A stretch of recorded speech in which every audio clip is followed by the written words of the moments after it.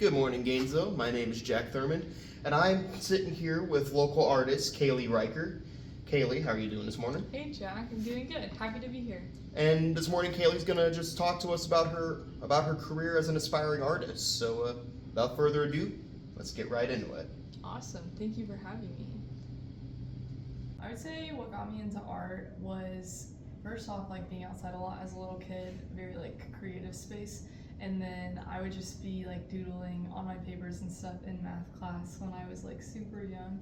And my aunt painted with me when I was 9 years old. And so I really got into painting after that point. And before then, I had also been drawing a good bit. And I was like kind of a perfectionist, like getting really frustrated if whatever I was working on like wasn't turning out how my mind's eye thought it should be. So I would say I started like realizing it when I was like around going into middle school. And then in high school, I always did art and things like that. And then once I got to college, I was a different major before I became an art major. Art was originally my minor. And the more art classes I took, the more I fell in love with it. So that's definitely a really good question. Me and my professors have actually joked about this before when we were doing a large art discussion together for other artists. But I mentioned how I get like 8 hours of sleep most of the time, and that definitely helps me stay like motivated and creative, because if you're like stressed and burnt out on a lot of things, then you're not going to like have the like energy or ideas to work on those pieces. And then other things that motivate me or like inspire me is I just take what's going on in my life and I think about like how am I feeling right now, and I like kind of paint that, put it on a canvas. Because I think we're with ourselves like day to day, like whether we're with people or by ourselves. So it's like if you make your creativity based on like what you're experiencing in your life, like you have like an endless supply of things and ideas to work with in my perspective of life. Gotcha. Well, In terms of motivation. One of my best pieces I would say is from breaking up with one of my exes, just because it was like kind of like a roller coaster.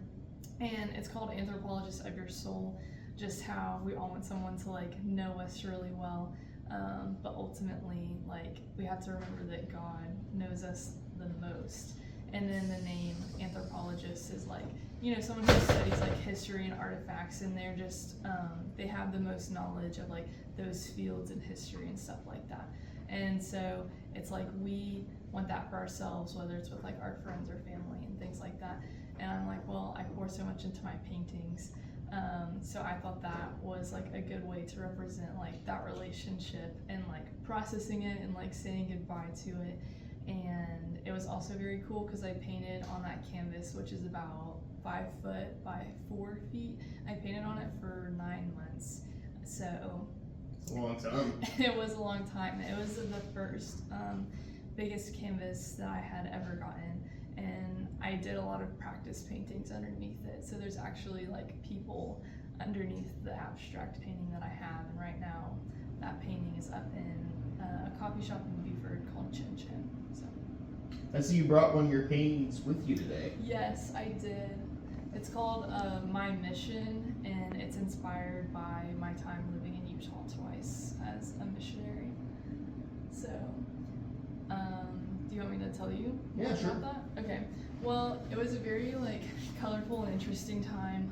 It was super exciting, like being able to live somewhere else by myself. And I think I just learned so much talking to all the people there and like working with the Baptist church out there. And it definitely helped give me a good perspective on lots of things in life, including, religion and relationships. And it definitely influenced like the job that I have now after I graduated college, because besides painting and photography, I work in ministry. So it's just a reflection on like how I view like missions and missions work, and then like my relationships and times out in Utah. It was super fun taking my camera out there because the greenery and like water and things like that in Utah are a lot different colors than they are here in Georgia. So I wasn't expecting that. Well, I would say what matters is how much time and energy you put into your business and idea over like the long run. Like there will be a larger snowball effect over years than like a few weeks.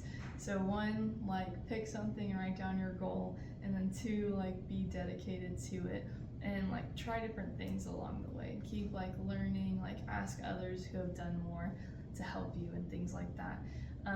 But really like never give up and have grit, and define if you want it to be your hobby, like what is like your passion, something that you get to like go home and rest and work on, that's just like a gift for your family and friends, or is it like something that you want to make money with and be like well known for one day? Because in that case you need to do like web design, marketing, have business knowledge, and know all of those things, like know how to do taxes and things like that. So you have to define what you want to do and then like get plugged in based on that. All right, I appreciate it. Of course. With your local art scene, I'm Jack Thurman. Bye.